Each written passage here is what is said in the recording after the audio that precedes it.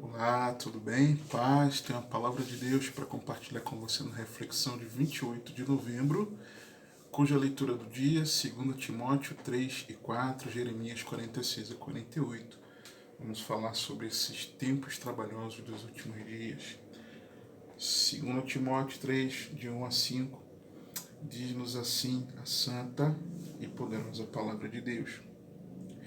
Sabe, porém, isto, que nos últimos dias sobrevirão tempos trabalhosos, porque haverá homens amantes de si mesmos, avarentos, presunçosos, soberbos, blasfemos, desobedientes a pais e mães, ingratos, profanos, sem afeto natural, irreconciliáveis, caluniadores, intemperantes, cruéis, sem amor para com os bons, traidores, obstinados, orgulhosos, mais amigos dos deleites do que amigos de Deus, tendo aparência de piedade, mas negando a eficácia dela.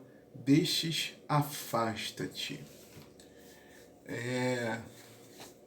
Essa lista aqui é punk. Continuando a orientar seu filho na fé, Paulo mostra a Timóteo que é importante que ele soubesse que nos últimos dias seria difícil ser servo de Cristo. Tá? Era como se Paulo dissesse o seguinte para Timóteo: Tim, não seja ingênuo, pois tempos difíceis vêm por aí à medida que o fim se aproxima. E vai falando ali com ele, conversando com ele. Olhando para o contexto, não queria ser... só para dar um embasamento maior, tá? Mas não queria falar muito do contexto. Nessa carta, nós encontramos os conselhos finais de Paulo a Timóteo sobre a fidelidade. Uma pausa. Por que eu estou dizendo isso? Porque eu falei a respeito na anterior sobre a questão do sem vergonha. Também aqui em 2 Timóteo eu não falei um pouco do contexto, é importante para isso aqui também. Deveria ter falado lá, não me atentei, mas é importante para cá. Então nessa carta, nós encontramos os conselhos finais de Paulo a Timóteo sobre a fidelidade, a coragem e a perseverança no pastorado, quando Paulo estava no segundo aprisionamento em Roma. Já vou falar dele. Como cristãos, nós vemos aqui o conteúdo que o Espírito Santo direcionou a Paulo, e que como cristãos nós somos triunfantes em Cristo quando não nos envergonhamos do Evangelho, a reflexão anterior, mas combatemos o bom combate da fé, apresentando-nos a Deus como obreiros aprovados, de que não tem do que se envergonhar no manejar da palavra.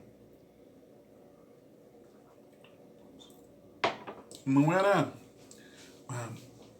ali não era mais uma casa alugada, e uma certa liberdade que Paulo desfrutava naquela primeira prisão em Roma, quando ele desejou, ainda estava em Éfeso inclusive, tá?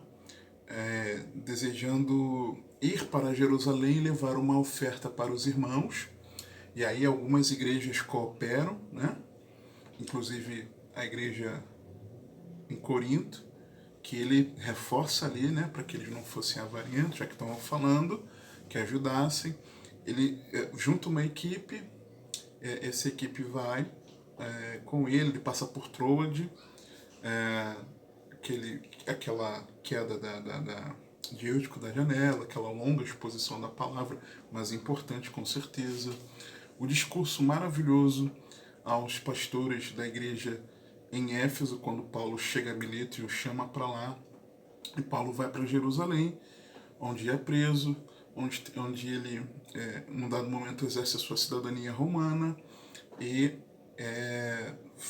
defende-se diante dos governantes, tendo a oportunidade de, junto do seu testemunho pessoal de conversão e de caminhada, pregar o evangelho misturado ali com testemunho. Tem o naufrágio, chega a Roma, e ali ele tem a oportunidade de pregar a guarda pretoriana. E liberdade de receber irmãos em Cristo, tá?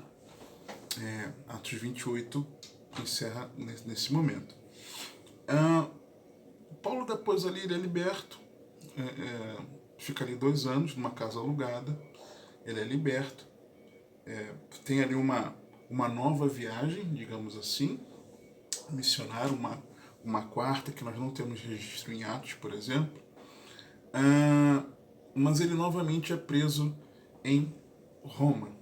E nesse momento aqui, não era mais uma casa alugada, uma certa liberdade, mas uma gélida prisão na masmorra mamertina, acorrentado como um criminoso. Ontem eu assisti um filme com a família sobre Pedro, né? Pedro também na Mamertina, e Pedro também estava ali nos seus últimos momentos. No caso de Pedro, conta a história da igreja, a tradição, que ele foi crucificado de cabeça para baixo, porque ele não aceitaria ser crucificado como seu Senhor. Tendo ele, num dado momento, saindo da cidade, o Senhor apareceu a ele e ele entendeu que precisava retornar e dar a sua vida por amor ao Senhor. Conta a tradição da igreja. Né? E Paulo também, na mesma prisão, o mesmo crime, acusado de, juntamente ali com Pedro e alguns, liderarem o incêndio que aconteceu em Roma, que pode ter sido causado por Nero, pode ter sido causado por condições climáticas ali do momento, as queimadas, como nós vemos, mas certamente isso não foi a atitude de um servo de Deus. Aqui na carta não eram palavras com tom de planos para o futuro, como nas cartas pastorais, na carta a Tito e na primeira Timóteo, por exemplo. Né? Não era mais assim esse tom. Mas agora era um tom de quem sabe que o seu fim se aproxima. É como as instruções finais, né? Ali no corredor da morte. Paulo sabia que estava no corredor da morte. Quando ele fala no versículo 6 do capítulo 4, porque eu já estou sendo oferecido por aspersão de sacrifício, o tempo da minha partida está próximo. Ele claramente fala isso. Combati o bom combate, completei a carreira, guardei a fé. Desde agora a coroa da justiça me está guardada. Ele fala ali também depois, verso 18. E o Senhor me livrará de toda má obra e guardar-me-á para o seu reino celestial, a que seja a glória para todos sempre. Amém. Então ele sabia que estava no seu momento final, tá?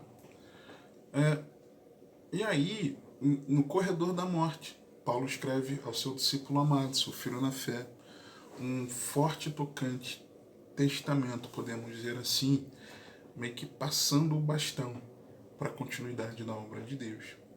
Na primeira carta, a ênfase era uma doutrina correta, tá? Mas aqui em 2 Timóteo, a ênfase está em uma vida correta. Em 1 Timóteo, Paulo diz para o seu filho na fé zelar pelo ensino. Mas aqui na segunda carta, a orientação era para cuidar do seu testemunho. Ok? Você entendeu o contexto. Aí no versículo 1, quando ele diz: sabe, porém, isto, que nos últimos dias sobrevirão tempos trabalhosos. O termo grego, traduzido por trabalhosos, é chalepos, não sei se pronuncia assim, que significa severo, selvagem, difícil, perigoso, doloroso, feroz, cruel, difícil de lidar, sendo traduzido em outras versões como difíceis ou ainda terríveis. Tempos terríveis, tempos difíceis, tempos trabalhosos. E por mais que a expressão bíblica últimos dias que nós encontramos aqui, ela refira-se ao período iniciado na encarnação do Senhor Jesus e que se estende até o retorno de Cristo. Nós estamos nesse período, desde que Jesus veio ao mundo, tá? e que o apóstolo orienta também, por mais que seja esse período abrangente, últimos dias, e que o apóstolo orienta o jovem pastor sobre algumas atitudes práticas que ele deveria tomar, é preciso analisar o que está escrito aqui no texto, tá? Da forma como o Espírito Santo inspirou Paulo a registrar. Por que eu digo isso? Porque o termo grego traduzido como sobrevirão é enistemi, e que realmente está no tempo verbal futuro. Eu fui pesquisar. Quando diz sobrevirão, é o futuro realmente. A conjugação verbal é no futuro. É o tempo verbal no futuro. E nós encontramos aqui no contexto outros versículos cujos termos gregos também estão no tempo verbal futuro. Eu fui pesquisar também. No futuro, pessoas serão. No versículo 2, quando ele diz, porque haverá, o haverá, em algumas versões serão, está no futuro também, no tempo verbal futuro. E aí vem a lista do que essas pessoas serão. No versículo 12, na parte B, padecerão perseguições. Então nós vemos que no futuro, além de pessoas serem aquela lista de pecados que nós lemos aqui juntos, haverá perseguição, terá aqueles que serão perseguidos. Também é o tempo verbal no futuro. No versículo 13, irão de mal a pior. No versículo 13, quando nós lemos aqui, também é o progredirão no mal, tá? É o futuro. Quando depois, no capítulo 4, no versículo 3, na parte A, quando ele diz, porque virá tempo é o futuro, tá? Em que não suportarão é um tempo verbal futuro, pesquisei também, né? Eles não suportarão essa doutrina, ou seja, resistirão ao alimento saudável. Depois, no versículo 3 ainda, na parte B, quando o texto diz assim, mas tendo coceira nos ouvidos, amontoarão para si doutores conforme as suas próprias concupiscências. O amontoarão também é um tempo verbal no futuro. Então, além de resistirem a um alimento saudável, eles ajuntarão meios de ouvir o que gostam. E nesse tempo futuro também, eles trocarão a verdade por ilusão. Quando diz, e desviarão os ouvidos da verdade, voltando às fábulas. Então trocarão a verdade por ilusão. Também o desviarão, tempo verbal futuro. Então no futuro pessoas serão ali extremamente pecadoras. No futuro tem aqueles que serão perseguidos. No futuro, aqueles que progredirão no mal. No futuro, resistirão ao alimento saudável. No futuro, ajuntarão meios de ouvir o que gostam. No futuro, trocarão a verdade por ilusão. Tá? Então ele está falando sim do futuro. Ele não estava falando ali. Deus, é claro que era uma instrução para Timóteo ter cuidado, sim. Mas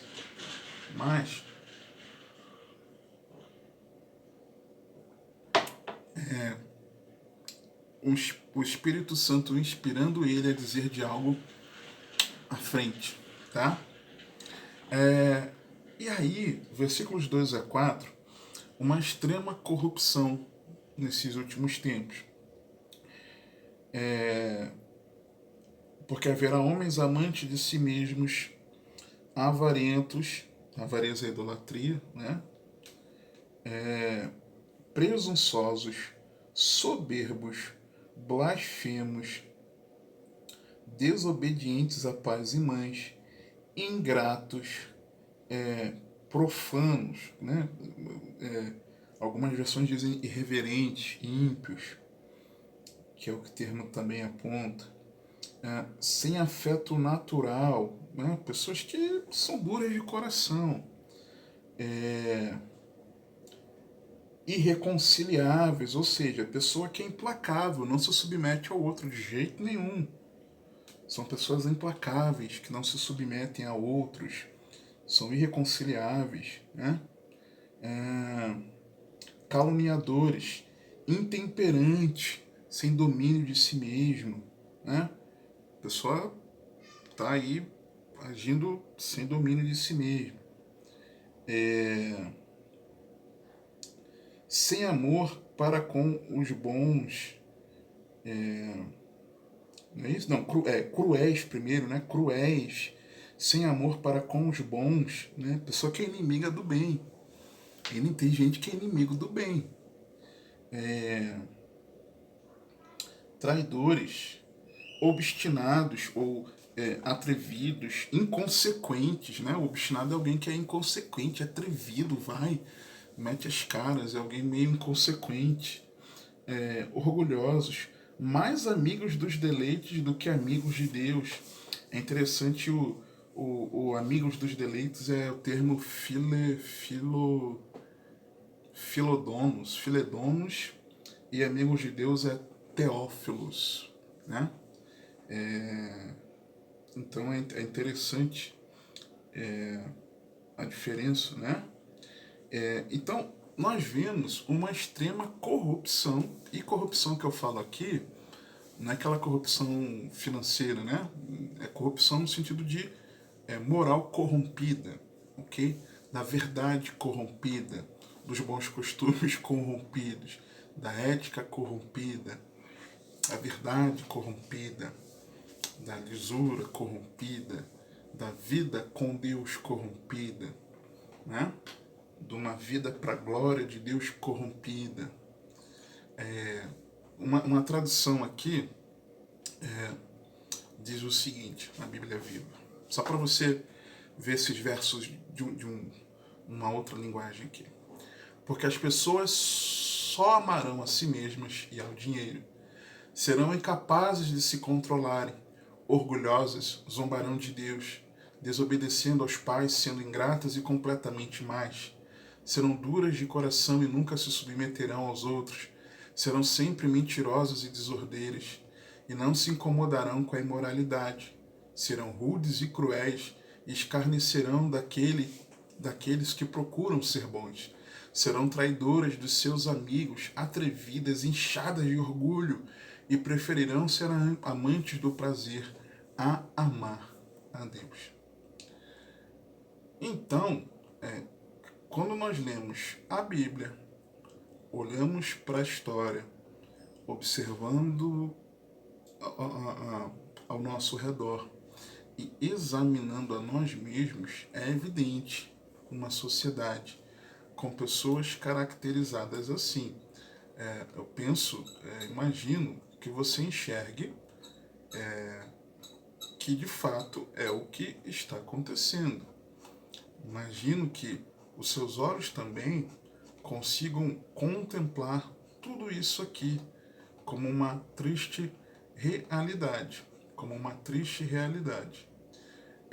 E aí, presta atenção em algo, por favor. Porque de quem que Paulo está falando com Timóteo? Essa é a questão, e é por isso da reflexão.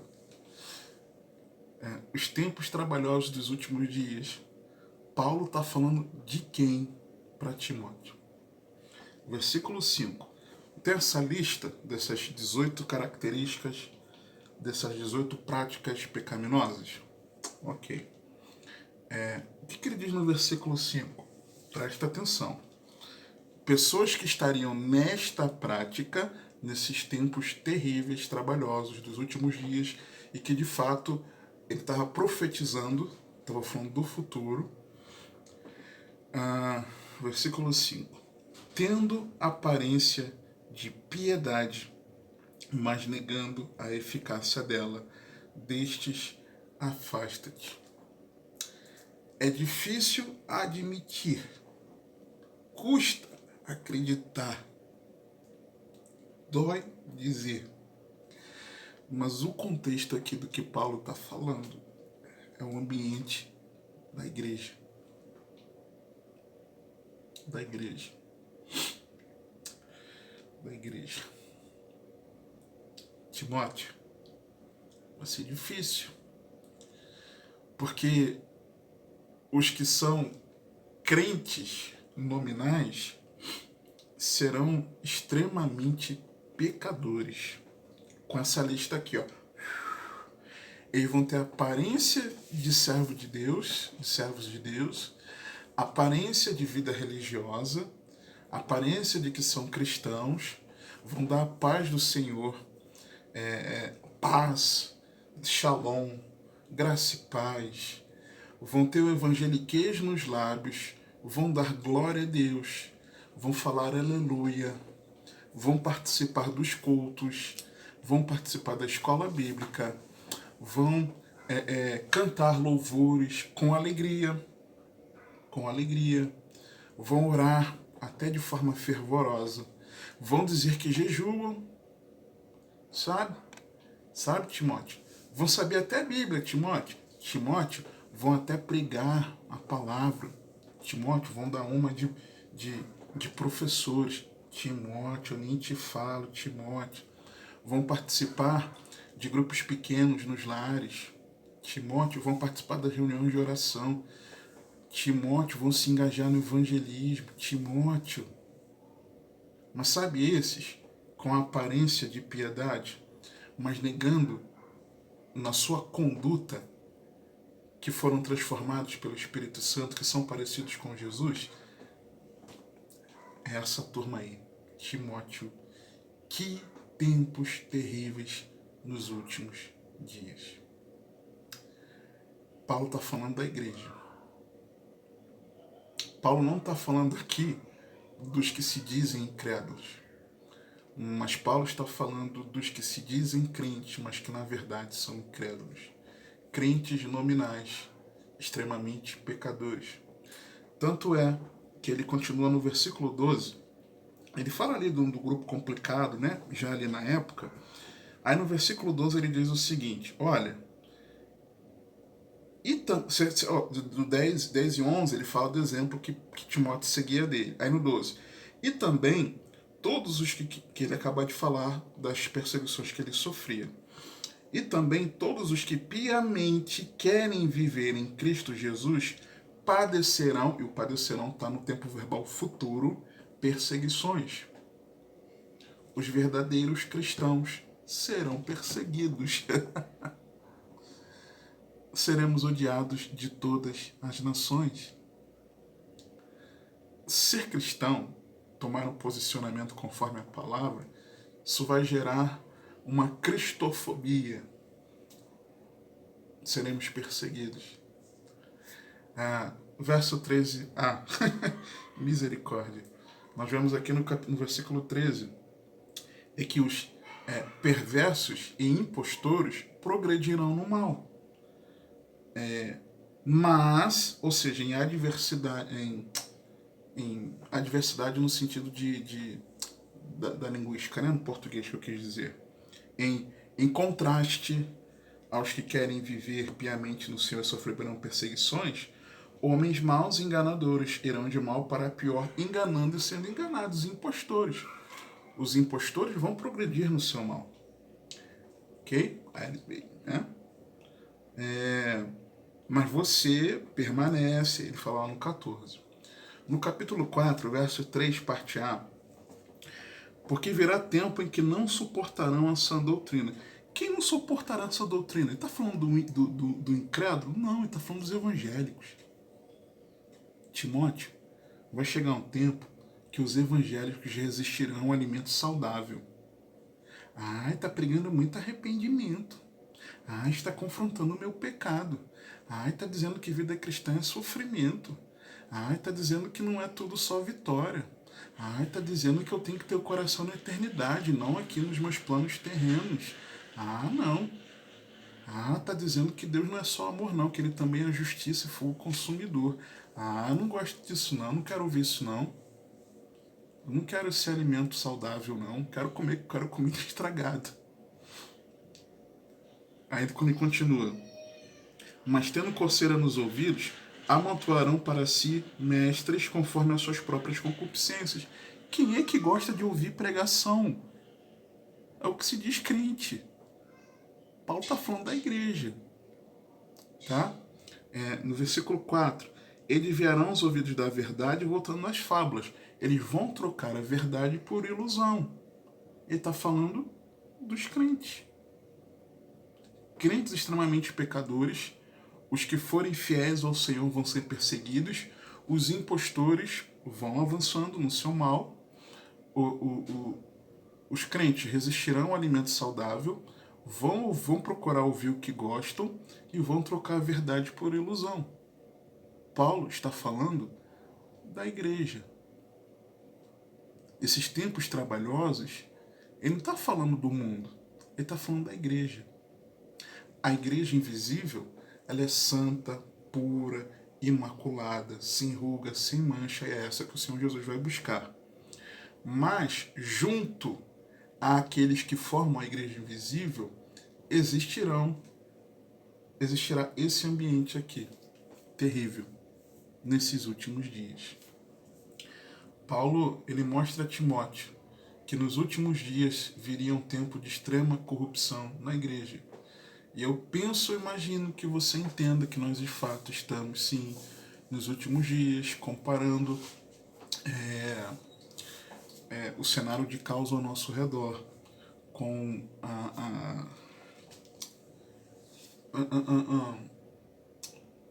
com a palavra de Deus. Eu espero que você também esteja entendendo, como eu tenho entendido, de uma forma muito evidente e inegável, que nós estamos no princípio das dores, conforme Jesus nos diz lá no sermão escatológico, Mateus 24, em que nós vemos um ambiente do verdadeiro evangelho sendo abafado, falsos cristos, a peste global e as futuras pestes surgindo, o iminente conflito mundial. Nós vemos dentro disso também a cristofobia ganhando corpo, tá? Já falei dela aqui em alguma reflexão sobre perseguição há não muito tempo atrás. O amor que está se esvaindo, está se esfriando, e o pecado sendo banalizado com o avanço de pautas progressistas, né? De agendas progressistas ao redor do mundo, inclusive aqui no Brasil. Então, com que a Bíblia nos alerta de tudo isso, nós precisamos vigiar para nós sermos parte da solução. Esses tempos trabalhosos chegaram. Nós estamos nesses tempos trabalhosos. Como então nós não sermos parte do problema, integrando essa lista aqui, mas na verdade sendo parte da solução? Eu vejo a resposta disso no capítulo 4, no verso 5. Ele faz um resumo do que o Espírito Santo me direcionou a falar com você aqui, de 4 atitudes que precisamos tomar para que sejamos parte da solução e não parte do problema, participando dessa terrível lista desses dias trabalhosos. Ele diz o seguinte: mas tu, sê sóbrio em tudo, sofre as aflições, faz a obra de um evangelista, cumpre o teu ministério. Eu vejo que Paulo resumiu nesse versículo, nessa frase, 4 atitudes que nós devemos tomar para sermos parte da solução. Primeira, na parte A do versículo 5. Mas tu sê sóbrio em tudo. O ser sóbrio em tudo também pode ser traduzido como seja vigilante em tudo. Então a primeira atitude que eu vejo é de sendo vigilante a esses perigos. Que perigos? Todos esses que ele falou, do versículo 1 até o versículo 11, nós vemos. Vou ler mais uma vez. Vamos lá. Sabe, porém, isto, que nos últimos dias sobrevirão tempos trabalhosos, porque haverá homens amantes de si mesmos, avarentos, presunçosos, soberbos, blasfêmios, desobedientes, pais e mães, ingratos, profanos, sem afeto natural, irreconciliáveis, caluniadores, intemperantes, cruéis, sem amor para com os bons, traidores, obstinados, orgulhosos, mais amigos dos deleites do que amigos de Deus. Olha para o seu coração com a ajuda do Espírito Santo, tendo aparência de piedade, mas negando o poder, a eficácia dela. O dunamis, né? É o termo que é usado no grego aqui. Destes, afasta-te, porque deste número são os que se introduzem pelas casas e levam cativas mulheres nessas, carregadas de pecados, levadas de várias concupiscências, que aprendem sempre e nunca podem chegar ao conhecimento da verdade. E como Janes e Jambres resistem a Moisés, assim também estes resistem à verdade, sendo homens corruptos de entendimento e réprobos quanto à fé. Não irão, porém, avante, porque a todos será manifesto o seu desvario, como também o foi o daqueles. Dá uma pausa aqui. Esse exemplo que ele dá aqui de pessoas que, a exemplo de Janes e Jambres resistindo a Moisés, nos mostra que com uma mente corrompida e uma conduta de vida cristã reprovável, o aprendizado contínuo não levará ao conhecimento da verdade se a predisposição de tal pessoa é resistir ao convencimento do Espírito Santo. Por quê? Que aprendem sempre e nunca podem chegar ao conhecimento da verdade, corruptos de entendimento, réprobos quanto à fé, quanto à vida prática cristã. Ok? Não irão avante. A todos é manifesto o seu desvario. A sua conduta de vida cristã é uma conduta de vida cristã que evidencia que tem aparência de piedade. Eu sou servo de Deus. Mas na verdade a conduta não é. Nós precisamos ser sóbrios nisso. Nós precisamos ser vigilantes nisso. E aí Paulo complementa dizendo 10 e 11. Tu, porém, ou seja, em oposição a esses que estão com a mente corrompida, que fazem parte dessa lista terrível dos últimos dias, você tem seguido, né? Tu, porém, tem seguido o meu exemplo. Lembra da importância do exemplo? A minha doutrina, modo de viver, intenção, a fé, a longanimidade, amor, paciência, que aqui para mim, a melhor tradução talvez fosse perseverança, perseguições e aflições, tais quais me aconteceram em Antioquia, Icônio e Listra, quantas perseguições sofri e o Senhor de todas me livrou. Então eu vejo que quando ele diz ser sóbrio em tudo, rapaz, saiba de como vai estar. Olha isso. Olha a consciência corrompida dessas pessoas que aparentam ser espirituais de Deus, mas na verdade são impostores. Olha, siga o meu bom exemplo, continua seguindo o meu bom exemplo, como você tem seguido, tá ok? Em oposição a esses péssimos exemplos de falsos irmãos nos dias trabalhosos, se espelha aqui no teu irmão,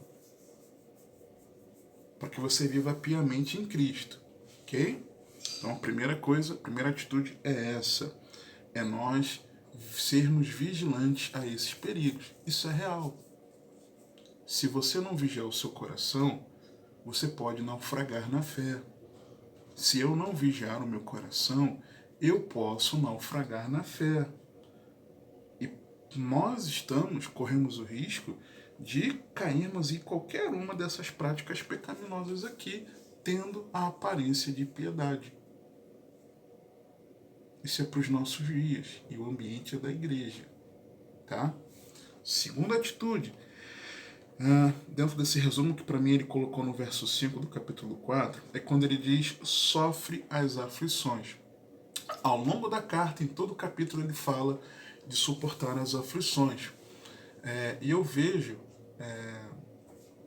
que ele diz isso aqui dos versos 12 a 17 do capítulo 3 da seguinte forma: suportando as aflições, firmado na palavra.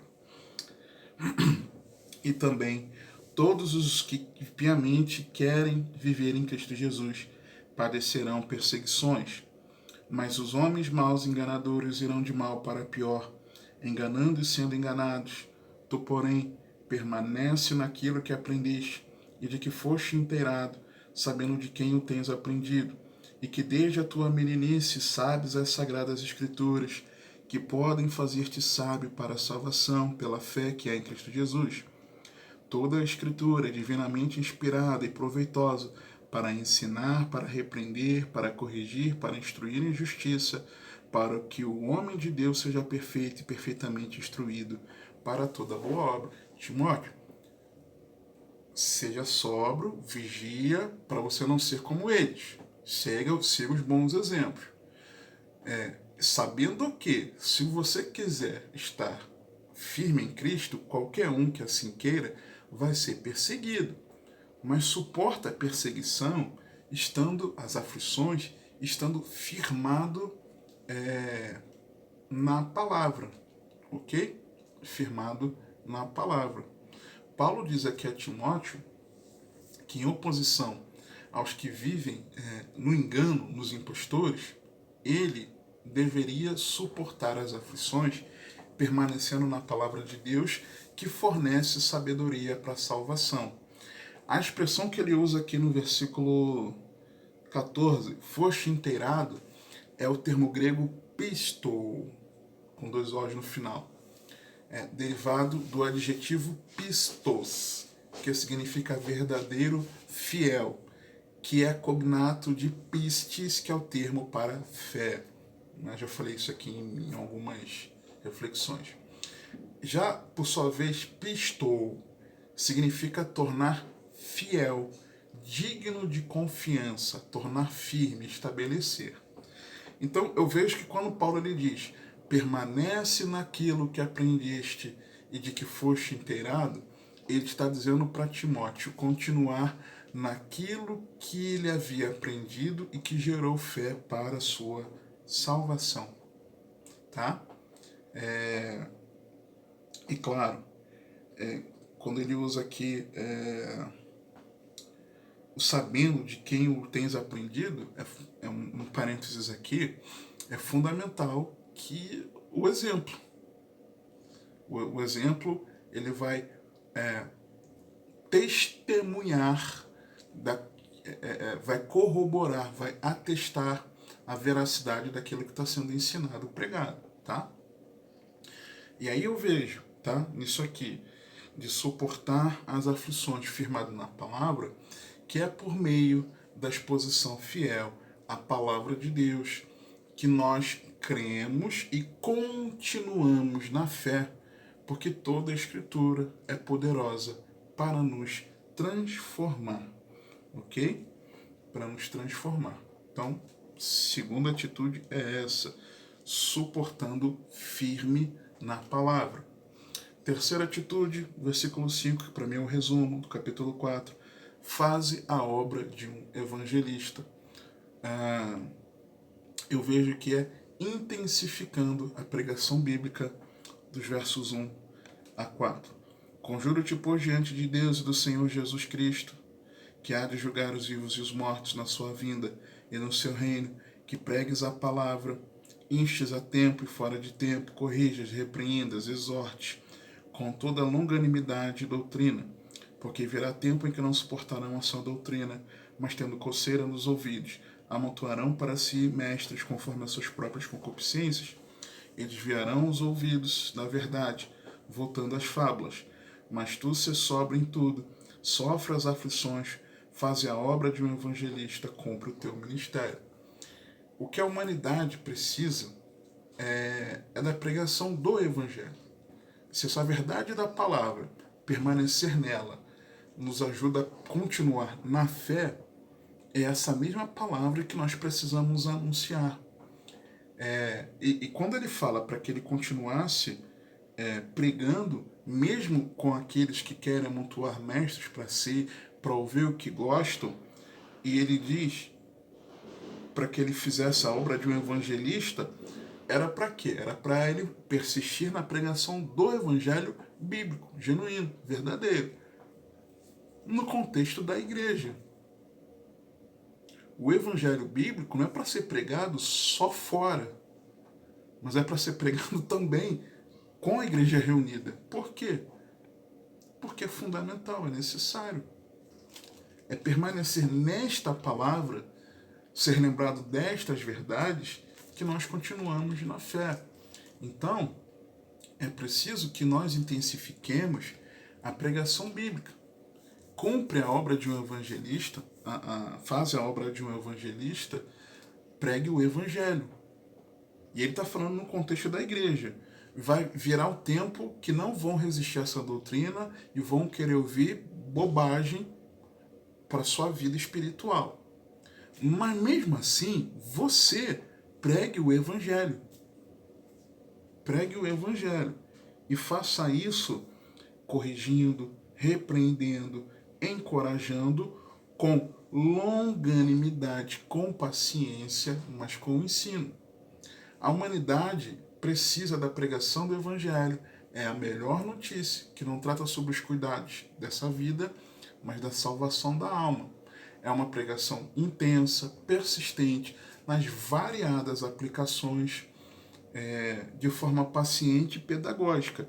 Tem hora que vai ser uma correção, tem hora que vai ser repreensão, tem hora que vai ser encorajamento, mas sempre precisa ser de forma paciente e pedagógica, tá? E quarta atitude que eu vejo aqui que Paulo diz no versículo 5 do capítulo 4: cumpre o teu ministério é de responsabilizando-se em trilhar a própria carreira. Por quê? Versos 5 a 8. Mas tu se sobra em tudo, sofre as aflições, faz a obra de um evangelista, cumpre o teu ministério, porque eu já estou sendo oferecido por aspersão de sacrifício, e o tempo da minha partida está próximo. Combati o bom combate, acabei a carreira, guardei a fé. Desde agora a coroa da justiça me está guardada, a qual o Senhor, o justo juiz, me dará naquele dia, e não somente a mim, mas também a todos os que amarem a sua vinda. Paulo ele agia intencionalmente, pois sabia a importância do exemplo. Mas naquele momento chegava o tempo de Timóteo não ficar apenas contemplando o apóstolo como um herói da fé. Com o exemplo de Paulo, era chegada a hora de Timóteo cumprir o seu próprio ministério, combatendo o seu próprio combate, trilhando a sua própria carreira, visando guardar a sua própria fé, pois a coroa da justiça é para todo aquele que ama a vinda do Senhor. Então, ele estava responsabilizando Timóteo. Timóteo, assuma a responsabilidade de você trilhar a sua carreira, de você cumprir o teu ministério. É assim que nós precisamos fazer parte da solução nesses últimos dias. É nós, primeiro, sendo vigilantes a esses perigos, arrependendo-nos dos pecados dos quais temos de nos arrepender, não tendo uma mente corrompida, mas seguindo os bons exemplos, suportando essas aflições de quem permanece firme no Senhor, na palavra, que é poderosa para nos transformar, ok? Permanecer nela, intensificando a pregação bíblica. E você não prega só diante de um púlpito, você prega onde Deus te colocar, seja instrumento, boca de Deus para pregar o evangelho, ok? Nas variadas formas. E responsabilize-se em você seguir a tua própria carreira de fé no Senhor. Amém? Que o Senhor te abençoe e te guarde. Que Ele te conduza e governe a sua vida. Porque você tem acesso, mesmo diante desses tempos